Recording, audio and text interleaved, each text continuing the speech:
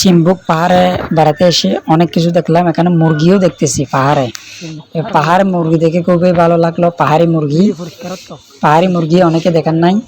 আমরা এখন পার্ক থেকে বিদায় নিয়ে বাসার উদ্দেশ্যে রওনা হচ্ছি। পার্ক থেকে হেঁটে হেঁটে আমরা এখন বের হয়ে যাচ্ছি।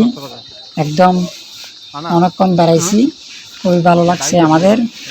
আমরা এখন সাতকানিয়ার উদ্দেশ্যে রওনা দেব।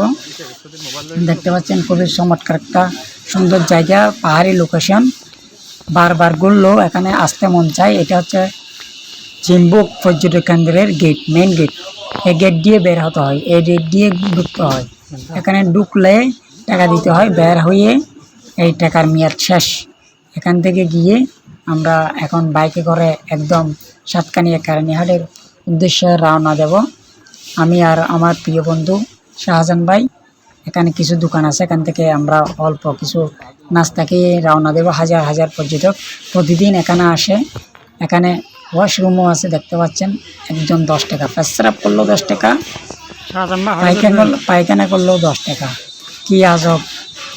দেখতে পাচ্ছেন বন্ধুর নাকি পেচ্ছাপ ধরছে, তা সেজন্য মহিলা টয়লেটে ঢুকে গেছে। শেষ পর্যন্ত আমরা শেষ করে বাসার উদ্দেশ্যে বাইকে নিয়ে রওনা দিলাম। সবাই দোয়া করবেন যেহেতু আমরা সাতকানিয়া কেরানীহাটে চলে আসতে পারি। ধন্যবাদ সবাইকে।